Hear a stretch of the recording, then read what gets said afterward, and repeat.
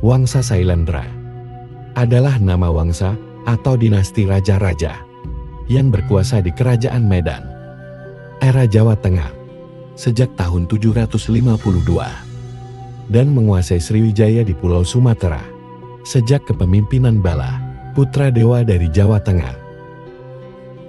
Sebagian besar raja-rajanya adalah penganut dan pelindung agama Buddha Mahayana. Wangsa Sailendra pada abad kelima di Jawa Tengah dan memiliki banyak peninggalan candi-candi yang terdapat di dataran Kedu, Jawa Tengah. Di samping berasal dari Jawa Tengah, daerah lain seperti Sumatera atau bahkan India dan Kamboja sempat diajukan sebagai asal mula wangsa ini. Tetapi tidak ada silsilah atau bukti prasasti yang mendukung. Relief candi di Borobudur menampilkan ratu dan raja dengan segenap abdi pengiringnya. Adegan keluarga kerajaan seperti ini kemungkinan besar dibuat berdasarkan istana wangsa Sailendra sendiri. Asal-usul wangsa Sailendra. Istilah Sailendra dalam bahasa Sanskerta artinya Raja Gunung, merujuk ke gunung-gunung berapi tinggi, seperti Gunung Merapi yang menghadap ke Borobudur. Candi besar agama Buddha yang dibangun oleh wangsa ini. Di Indonesia, nama Sailendra Varmsa dijumpai pertama kali di dalam Prasasti Kalasa. Tulisan pada Prasasti Kalasan menggunakan aksara Nagari dalam bahasa Sanskerta dan mencantumkan rangka tahun 700 Saka 778 Masehi. Dalam Prasasti Kalasan, terdapat keterangan bahwa para penasehat keagamaan wangsa Sailendra telah menyarankan pembuatan bangunan suci kepada Maharaja Tijapurnapana Panamkarana. Bangunan ini dibuat sebagai tempat pemujaan bagi pendeta beragama Buddha untuk memuja Dewi Tara. Bangunan ini merujuk ke Candi Kalasan. Dalam Prasasti Kalasan, wangsa Sailendra disebut dengan nama Sailendra Krubis. Sailendra Wangsa Tilakasya dan Sailendra Raja Krubis. Nama raja dari wangsa Sailendra juga ditemukan di dalam Prasasti Kelurap yang berangkat tahun 782 Masehi. Nama prasasti ini, sang raja dikenali untuk pertama kalinya sebagai pembunuh musuh. Namanya dituliskan dalam prasasti ini sebagai Sailendra Wangsa Tilakana. Lalu wangsa Sailendra juga disebut dalam prasasti yang bernama Abaya Kiriwihara dari tahun 792 Masehi atau biasa disebut Dharma Tungga Dewasya Sailendra, dan Prasasti Kayumunan dari tahun 824 Masehi atau biasa disebut Sailendra Wangsa Tilaka. Di luar Indonesia, nama ini ditemukan dalam Prasasti Ligor dari tahun 775 Masehi dan Prasasti Nalanda mengenai asal-usul keluarga Sailendra banyak dipersoalkan oleh beberapa sarjana. Berbagai pendapat telah dikemukakan oleh sejarawan dan arkeologis dari berbagai negara. Ada yang mengatakan bahwa keluarga Jawa Sailendra berasal dari Sumatera, dari India, dan dari Funan. Tapi pendapat semua itu tidak memiliki bukti dan tidak valid. Dari penelitian terbaru, Sailendra lebih pasti berasal dari Jawa. Teori India Majumdar. Baik di Sriwijaya, berasal dari Kalingga Jepara, dan Kerajaan Kalingga sudah ada di abad ke-5 sebelum ada Kerajaan Sriwijaya. yang muncul di abad ke-6, sekaligus membatalkan pendapat yang sama. Dikemukakan juga oleh Nilakanta, Sastri dan Mons menganggap bahwa keluarga Sailendra berasal dari India yang menetap di Palembang. Pada tahun 683 Masehi, keluarga ini melarikan diri ke Jawa karena terdesak oleh Dapuntayang dengan bala tentaranya. Dan teori Nilakanta Sastri dinyatakan tidak tepat dan bukti karena ada punta yang datang ke Sumatera pada abad ke-6. Sementara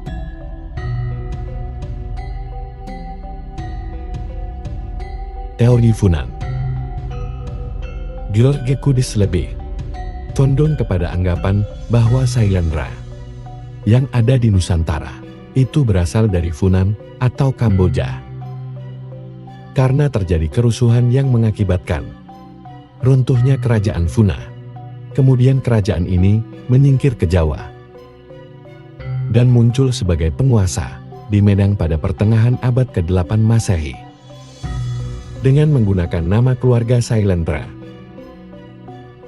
Namun teori ini tidak terbukti kuat karena beberapa prasasti dan catatan lainnya menyatakan silsilah Sailendra telah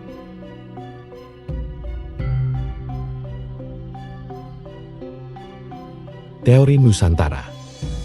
Teori Nusantara mengajukan Kepulauan Nusantara, terutama Pulau Sumatera atau Jawa, sebagai tanah air wangsa ini. Teori ini mengajukan bahwa wangsa Sailendra mungkin berasal dari Sumatera, yang kemudian berpindah dan berkuasa di Jawa, atau mungkin wangsa asli dari Pulau Jawa, tetapi mendapatkan pengaruh kuat dari Sriwijaya. Menurut beberapa sejarawan, keluarga Sailendra berasal dari Sumatera yang bermigrasi ke Jawa Tengah setelah Sriwijaya melakukan ekspansi ke tanah Jawa pada abad ke-7 Masehi dengan menyerang kerajaan Tarumanegara di Jawa. Namun pendapat ini masih diragukan karena Ratu Sima merupakan keturunan Sailendra menjadi ratu dari kerajaan Kalingga sebelum ekspansi Sriwijaya. Menurut prasasti Kota Dapur, serangan Sriwijaya atas Jawa berdasarkan atas prasasti Kota Kapur yang mencanangkan ekspansi pada bumi Jawa yang tidak mau berbakti kepada Sriwijaya. Ia mengemukakan gagasannya itu didasarkan atas sebutan gelar Dapunta Sailendra pada prasasti Sojomerto. Gelar ini ditemukan juga pada prasasti Kedukan Bukit pada nama Dapunta Hyan. Prasasti Sojomerto dan prasasti Kedukan Bukit merupakan prasasti yang berbahasa Melayu kuno. Namun keberhasilan Sriwijaya dalam ekspansi bumi Jawa yang tercatat di prasasti Kota Kapur diragukan keberhasilannya karena sampai saat ini tidak ditemukan bukti yang menyatakan pengusahaan Sriwijaya atas bumi Jawa. Bukti wilayah kekuasaan Sriwijaya di Pulau Jawa hanya sebatas di wilayah Sunda, termasuk Pelabuhan Kalapa. Justru yang menjadi misteri, yang tiba-tiba menjadi penguasa Suwarna Dwipa pada era Balaputra Dewa. Bahkan di prasasti Nalada disebutkan Balaputra Dewa, Raja Suwarnadipa, merupakan cucu dari Raja Yawa Dwipa yang menikah dengan Tara, putri Dharma I. Teori Nusantara juga dikemukakan oleh Purbaseraka. Pendapat dari Purbaseraka yang didasarkan atas cerita Parahyangan kemudian diperkuat dengan sebuah temuan prasasti di wilayah Kabupaten Batang. Di dalam prasasti yang dikenal dengan nama prasasti Sokomerto itu disebutkan nama Dapunta Selendra, nama ayahnya Santanu, nama ibunya Badrawati, dan nama istrinya Sampula. Menurut Buhari, tokoh yang bernama Dapunta Salendra adalah bakal raja-raja keturunan Sailendra yang berkuasa di Medan. Nama Dapunta Selendra pernah diajukan sebagai ejaan Melayu dari kata dalam bahasa Sanskerta Sailendra, karena di dalam prasasti digunakan bahasa Melayu kuno. Jika demikian, kalau keluarga Sailendra berasal dari India Selatan, tentunya mereka memakai bahasa Sanskerta di dalam prasasti-prasastinya. Dengan ditemukannya prasasti Sojomerto, telah diketahui asal keluarga Sailendra dengan pendirinya Dapunta Sailendra. Menurut Buhari, prasasti Sojomerto berasal dari sekitar pertengahan abad ke-7 Masehi.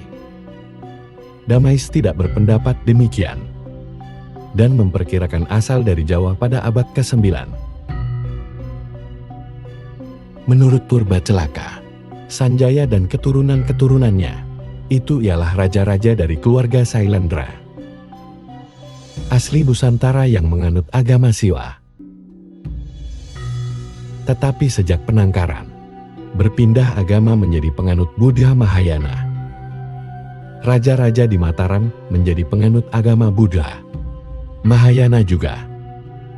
Pendapatnya itu didasarkan atas cerita Parahyangan yang menyebutkan bahwa Rakai Sanjaya menyuruh anaknya Rakai Panarban atau Rakai Tamperan untuk berpindah agama.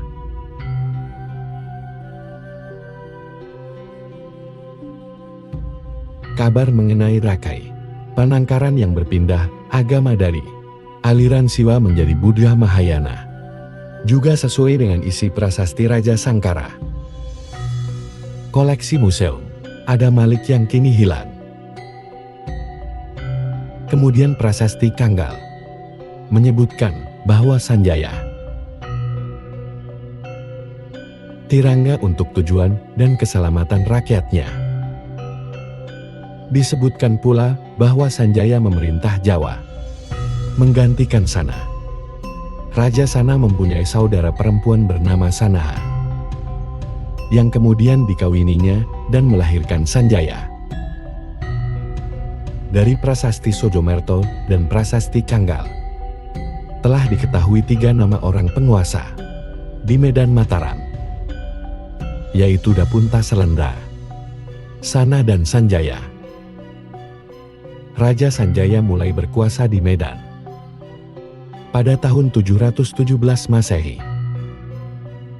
Dari cerita Parahyangan dapat diketahui bahwa Sana atau Raja Sana berkuasa selama 7 tahun. Kalau Sanjaya naik tahta pada tahun 717 Masehi, maka Sana naik tahta sekitar tahun 710 Masehi. Hal ini berarti untuk sampai kepada Dapunta Selendra pertengahan abad ke-7 Masehi, masih ada sisa sekitar 60 tahun. Kalau seorang penguasa memerintah lamanya kira-kira 25 tahun, maka setidaknya masih ada 2 penguasa lagi untuk sampai kepada Dapunta Selendra. Prasasti Sokomerto sering digunakan sebagai bukti bahwa Wangsa Sailendra berasal dari Sumatera. Sebagai penyebutan Melayu untuk Sailendra dan Dapunta Selendra adalah pendahulu dinasti ini. Namun penelitian termuakhir tidak menunjukkan seperti itu. Menurut Damais, prasasti Sojomerto berasal dari awal abad ke-9. Menempatkannya setelah prasasti Kedukan Bukit pada tahun 683 Masehi. Selain itu, nama Selendra dari prasasti Sojomerto sepertinya tidak memiliki. Dalam prasasti itu disebut kata Hakairu. dan Daiva yang mempunyai diftung ai. Sehingga seharusnya diftong itu juga digunakan dalam nama Dapunta Selendra. Selain itu teori ini sudah usang. Karena tidak. Lebih awal dari abad ke-9, dan Sriwijaya tidak dapat menaklukkan Jawa. Yang terjadi adalah kebalikannya. Dinasti Sailendra dan daerahnya di Semenanjung Melayu. Dalam cerita Parahyangan, disebutkan bahwa Raja Madiminak mendapat putra Sangsena atau Sana. Ia memegang pemerintahan selama 7 tahun. Dan kemudian Mandiminak diganti oleh Sangsena yang memerintah 7 tahun. Dari urutan raja-raja yang memerintah itu, diduga bahwa Mandiminak mulai berkuasa sejak tahun 703 Masehi. Ini berarti masih ada 1 orang lagi yang berkuasa sebelum Mandiminak. Karena teori purba celaka, berdasarkan cerita Parahyangan, maka keluarga Sailendra dari Pulau Jawa yang berada di bawah pengaruh Sriwijaya, tokoh Sana dan Sanjaya, berkaitan erat dengan sejarah kerajaan Sunda dan kerajaan Galuh. Mereka pada awalnya beragama Siwa, seperti kebanyakan keluarga kerajaan. Permulaan di Pulau Jawa, seperti Tarumanagara dan Kalingga. Penggunaan bahasa Melayu kuno pada prasasti Sojomerto di Jawa Tengah serta penggunaan gelaran Dapunta menunjukkan bahwa keluarga Sailendra, budaya, dan sistem politik Sriwijaya. Hal ini menimbulkan dugaan bahwa mereka adalah pasan atau pendidikan anggota Kedatuan Sriwijaya. Hal ini seiring dengan kabar penaklukan bumi Jawa oleh Sriwijaya.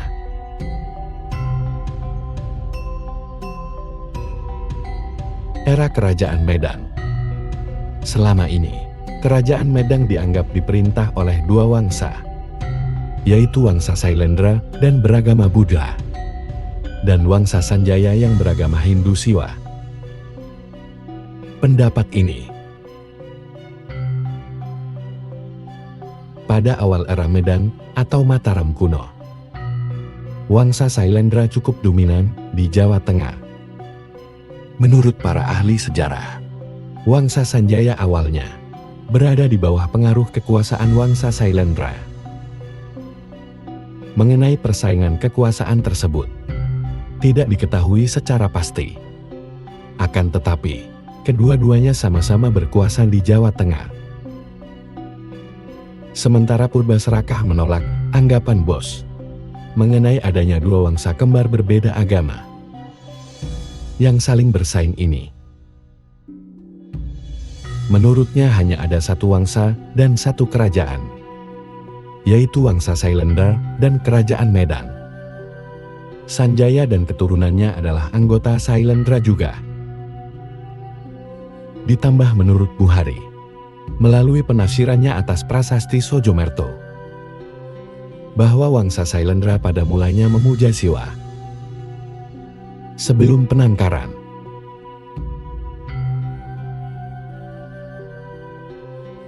Raja-raja yang berkuasa dari keluarga Sailendra tertera dalam prasasti Ligor, prasasti Nalanda, maupun prasasti Gelora.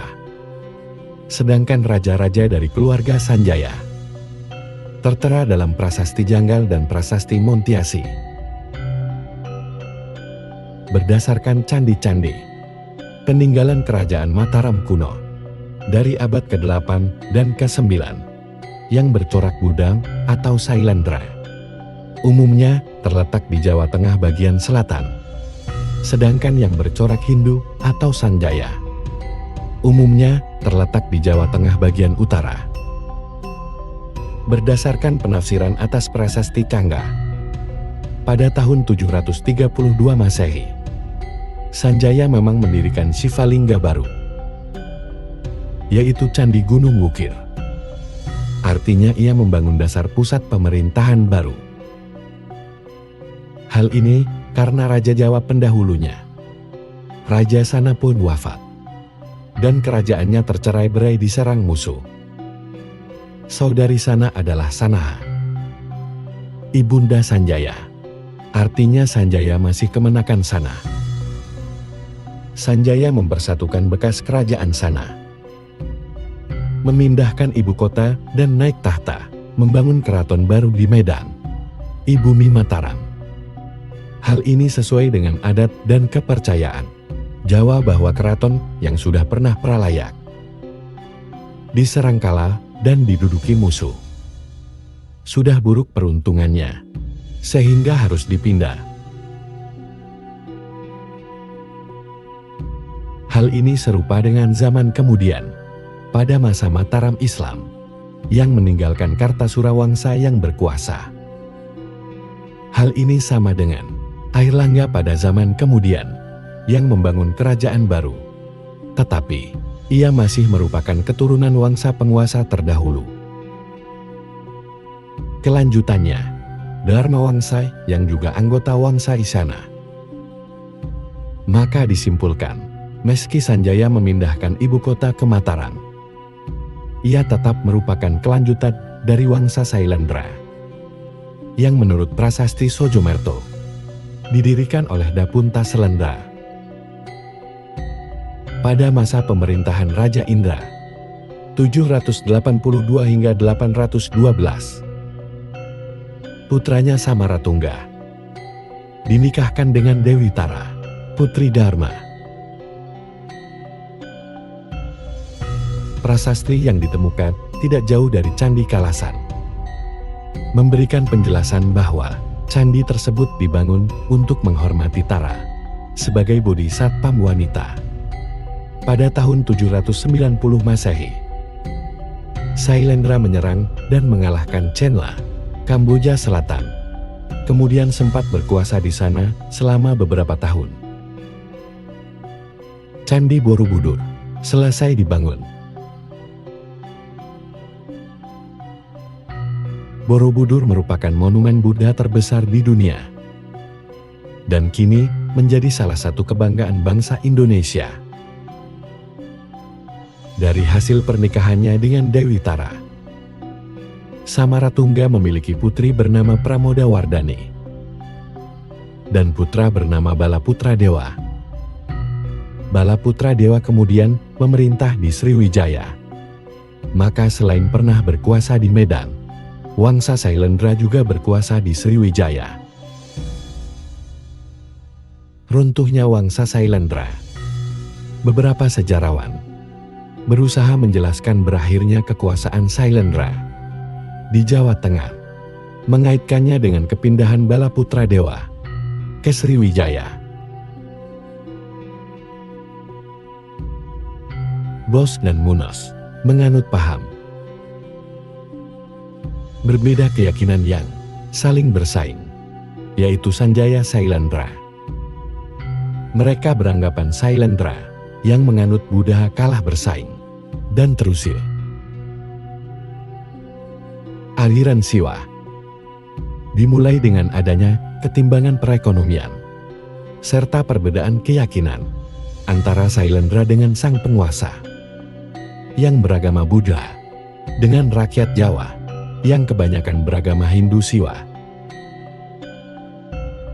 yang menjadi faktor terjadinya ketidakstabilan di Jawa Tengah. Untuk memantapkan posisinya di Jawa Tengah, Raja Samaratungga menikahkan putrinya Pramodawardhani dengan anak Garung, Rakai Pikatan, yang waktu itu menjadi pangeran Wangsa Sanjaya. Sejak saat itu, pengaruh Sanjaya yang bercorak Hindu mulai dominan di Mataram, menggantikan agama Buddha.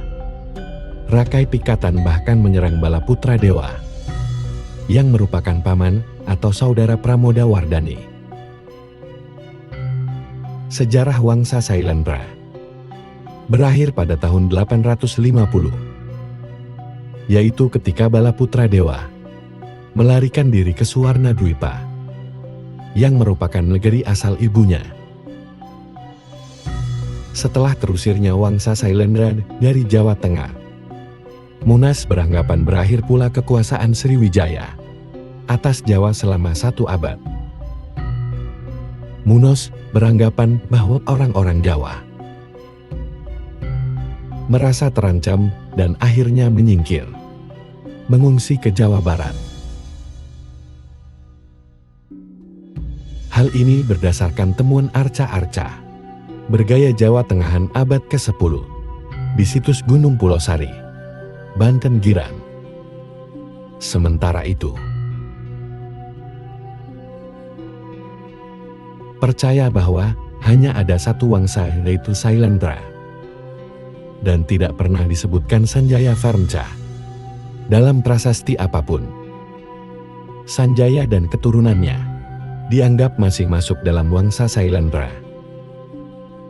Secara tradisional, selama ini kurun kekuasaan Sailendra dianggap berlangsung antara abad ke-8 hingga ke-9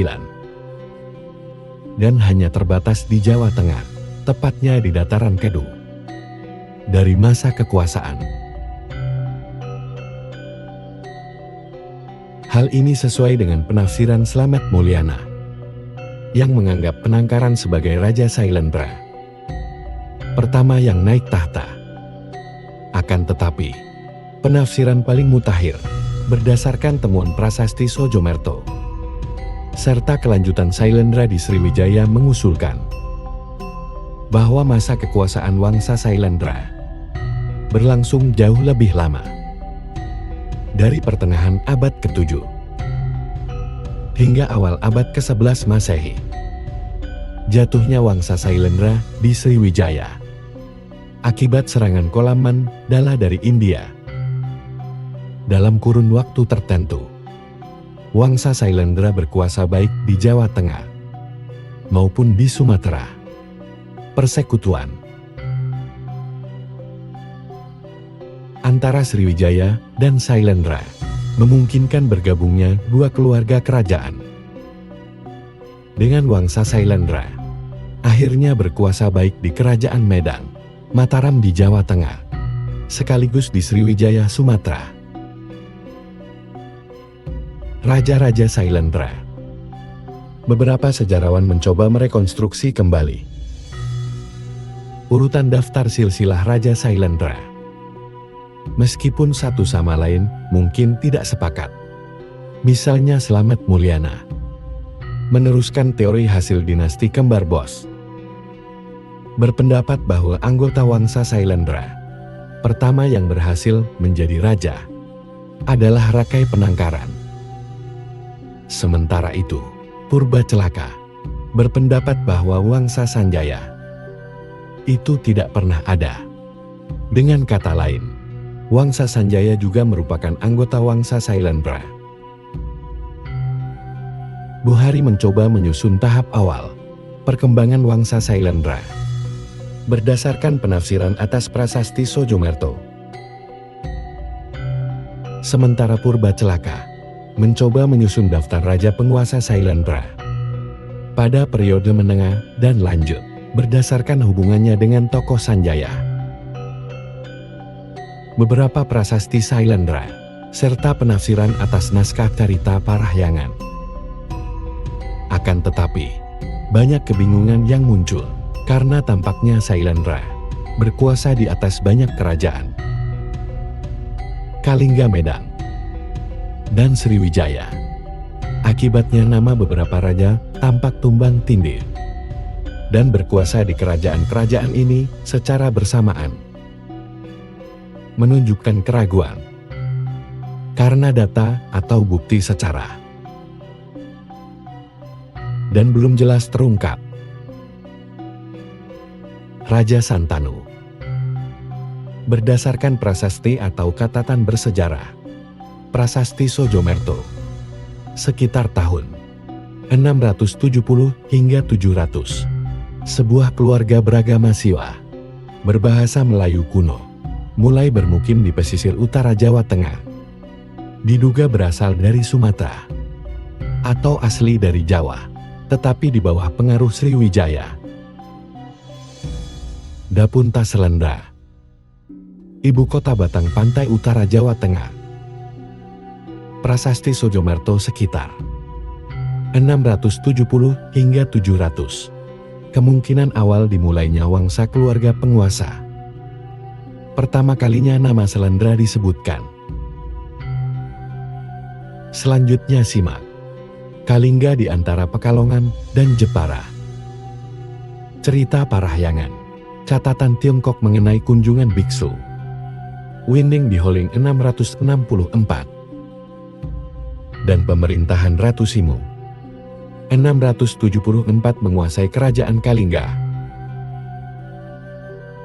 Selanjutnya Mandimina. Cerita Parahyangan. Selanjutnya Sana. Prasasti Kangga. 732 cerita Parahyangan.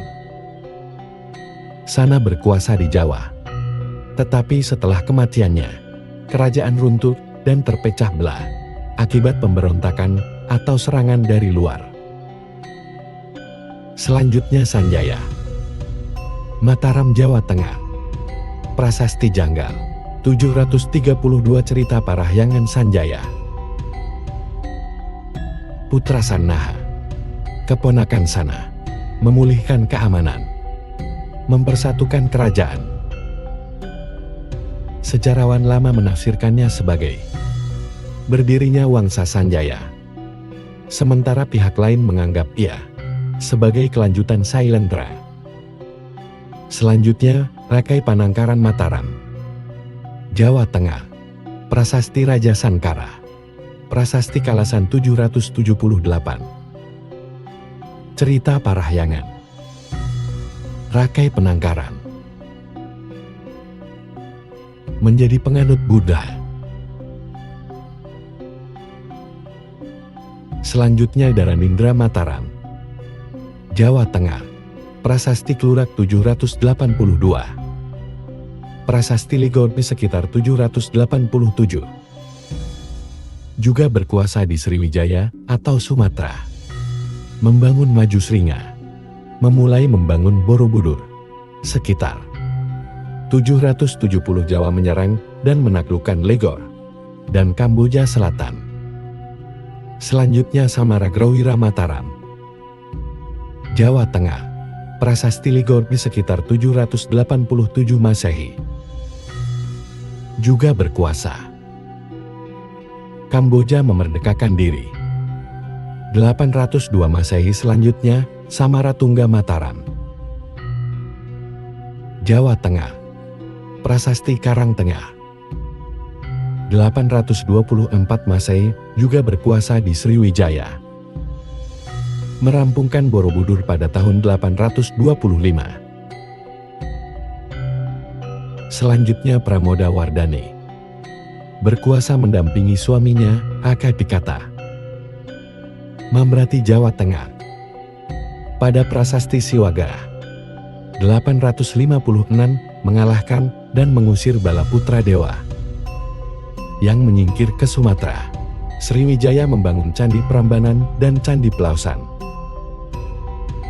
Para Raja Medan, penerus Pikatan, mulai dari dialog kepala 850 hingga 890, hingga Wawa 924 hingga 929,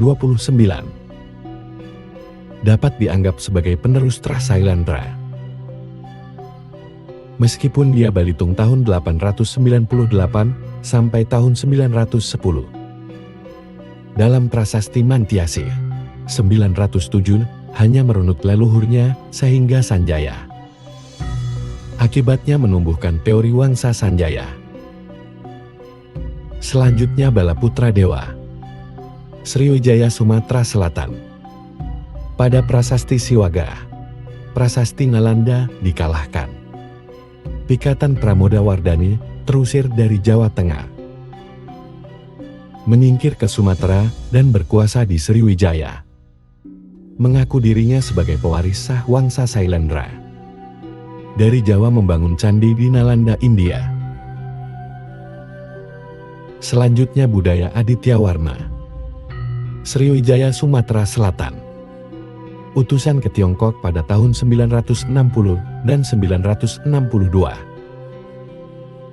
Mengirim utusan untuk mendapatkan misi dagang dengan Tiongkok. Selanjutnya haji atau hias. Sriwijaya Sumatera Selatan. Utusan ke Tiongkok pada tahun 980 hingga 983. Mengirim utusan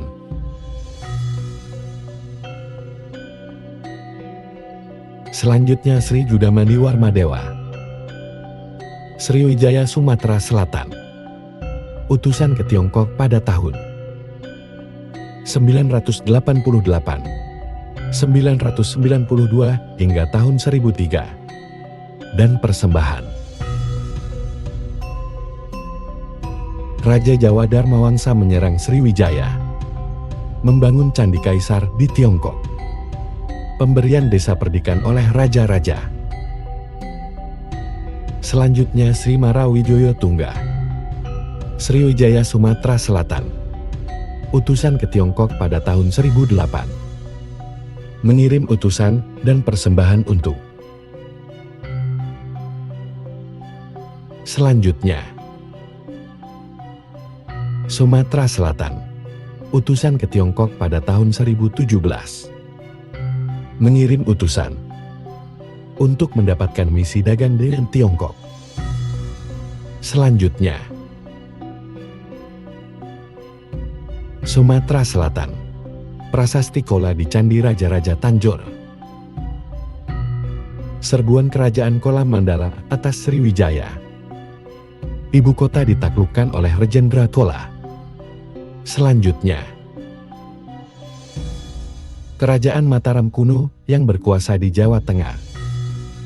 Antara abad 8 sampai dengan 10 Masehi. Diperkirakan berpusat di Poros Kedu Prambanan. Hal ini didasarkan pada banyaknya tinggalan bangunan-bangunan monumental yang sangat megah di kawasan itu. Poros Kedu Prambanan meliputi daerah-daerah yang termasuk wilayah Kabupaten Magelang, Provinsi Jawa Tengah, Daerah Istimewa Yogyakarta, khususnya sekitar Prambanan. Di kawasan Kedu terdapat Candi Borobudur, Medut Pawon, Ngawen, dan masih banyak candi-candi lain di sekelilingnya. Di kawasan sekitar Prambanan, terdapat Candi Prambanan atau Candi Roro Jonggrang, Candi Sewu, Candi Pelausan Kandisari, Candi Kalasan, Candi Sambisari, dan candi-candi lainnya. Banyaknya tinggalan candi-candi besar dan megah itu menunjukkan indikasi adanya kota besar pada masa lalu. Paling tidak, tentu di sekitarnya. Sebagai sarana ibadahnya. Namun hingga saat ini, lokasi pusat kerajaan Mataram kuno yang tepat belum dapat dipastikan. Sebab, untuk mencari situs-situs pemukiman di kawasan ini masih sulit dilakukan. Salah satu situs yang menunjukkan situs permukiman adalah situs Wonoboyo yang terdapat di sebelah timur Prambanan. Tetapi situs Keraton Ratu Boko yang merupakan kompleks bangunan yang sangat luas dan menunjukkan adanya indikasi permukiman masih diragukan kemungkinannya sebagai pusat Kerajaan Mataram kuno. Sebab, kondisi lingkungan geografisnya yang letaknya di atas perbukitan memiliki berbagai kesulitan, terutama persediaan air bersih, yang hanya tergantung daripada hujan. Berbagai penelitian di situs tersebut menyimpulkan bahwa situs Ratu Boko menunjukkan suatu permukiman sementara. Dari prasasti Abaya Kiri Wihara, dapat diketahui bahwa situs ini merupakan sebuah wihara yang ditempati oleh Rakai Penangkaran setelah mengundurkan diri. Nama Mataram baru muncul sekitar awal abad ke-8 Masehi, yaitu saat Sanjaya berkuasa, yang menyebut dirinya sebagai Rakai Mataram, Sang Ratu Sanjaya. Namun,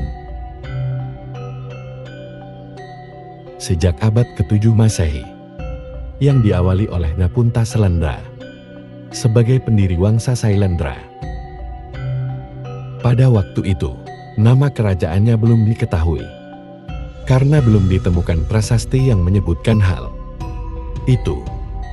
Pada abad ke-5 Masehi, berita-berita Cina dari zaman dinasti Sung awal, 420 hingga 470 Masehi, menyebut Jawa Tengah dengan sebutan Sepul, kemudian berubah menjadi Holing pada masa dinasti Tang. 618 hingga 906 Masehi, dan berlangsung hingga tahun 818 Masehi. Selanjutnya berubah lagi menjadi Sapo. Sejak tahun 820 sampai 856 Masehi. Dari data prasasti, diketahui terdapat sejumlah nama tempat yang diduga sebagai pusat-pusat pemerintahan atau lokasi ibu kota kerajaan Mataram kuno. Diketahui pula bahwa ibu kota kerajaan mengalami beberapa kali perpindahan. Ibu kota kerajaan Mataram kuno pertama adalah Poh Pitu, seperti yang tercantum dalam prasasti Mantiasi. Perpindahan lokasi ibu kota kerajaan diketahui dari prasasti Siwaga yang berangkat tahun 778 Sakai atau 856 Masehi, yang berasal dari masa pemerintahan Rakai Kayuwangi. Dalam prasasti tersebut, dikatakan bahwa ibu kota kerajaan terletak di Mamratipura. Sampai saat ini, lokasi Poh Pitu maupun Mamratipura belum dapat diidentifikasi. Meskipun demikian, yang dapat dipastikan adalah keduanya, baik Poh Pitu maupun Mamratipura, terletak di daerah Jawa Tengah sekarang. Raja-raja Mataram kuno lainnya yang memindahkan adalah Raja Sindok yang bergelar si Istana Wikramot Tunggadewa. Musindok adalah raja yang pertama kali memindahkan ibu kota kerajaan ke daerah Jawa Timur sekarang. Ada beberapa teori mengenai perpindahan ibu kota kerajaan Mataram kuno dari daerah Jawa Tengah ke daerah Jawa Timur. Ada teori yang menyatakan bahwa karena rakyatnya dipaksa membuat candi terus-menerus, sehingga merasakan beban yang harus dipikul terlalu berat, sehingga mereka melarikan diri ke Jawa Timur. Ada teori yang menyebutkan karena adanya bencana alam, yaitu letusan gunung berapi, yang menyebabkan mereka pindah ke Jawa Timur. Adapun teori lainnya, karena kondisi geografis Jawa Timur lebih menguntungkan untuk perdagangan. Daerah Jawa Timur sudah dikuasai Kerajaan Mataram kuno.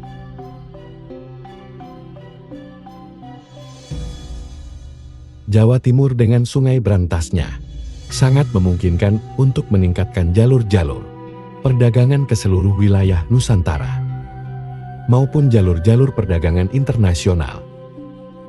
Dengan alasan tersebut, Musindok merencanakan pindah ke Jawa Timur. Akan tetapi, karena adanya bencana alam, maka kepindahannya terburu-buru, sehingga tidak sempat membangun. Oleh sebab itu, jelas mengapa dalam prasasti Gulung-Gulung yang berangkat tahun 851 Saka tidak menyebutkan nama keratonnya, dan baru 3 bulan kemudian Pusindok mengumumkan bahwa ia berkeraton di Tamloan yang diidentifikasikan dengan Desa Tumblang di Kabupaten Jombang, Jawa Timur.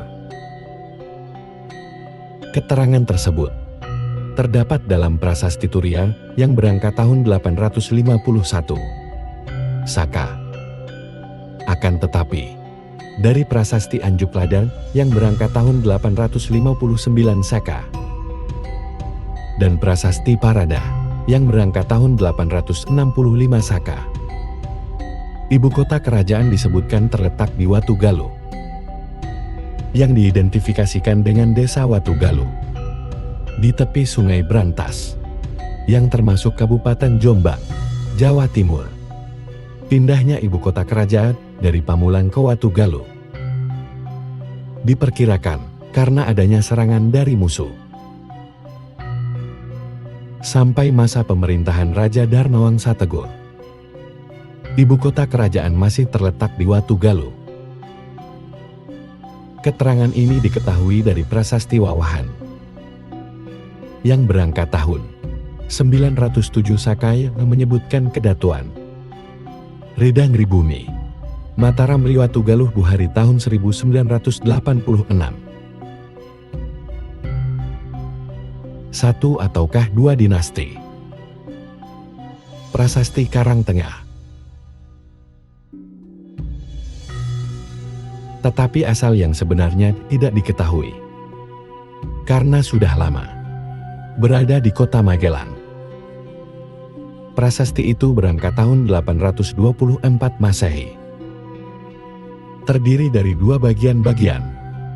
Pertama terbentuk Seloka dan berbahasa Sanskerta, sedangkan bagian kedua berbahasa Jawa kuno. Bagian pertama menceritakan tentang Raja Sailendra, agama Mahayana, dan candi-candi, sedangkan bagian kedua menceritakan tentang tanah dan huma untuk candi. Dalam prasasti itu disebutkan bahwa Raja Sailendra itu bernama Samaratungga dan anaknya perempuan bernama Pramodawardhani. Selain itu juga disebutkan nama ayah Samaratungga yang sudah meninggal, yaitu Sri Ganananta, yang disamakan dengan Raja Indra. Nama Raja Indra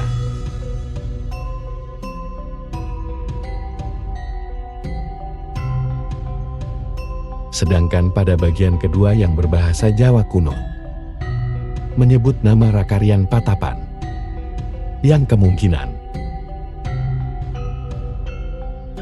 tetapi di bawah perintah Sailendra.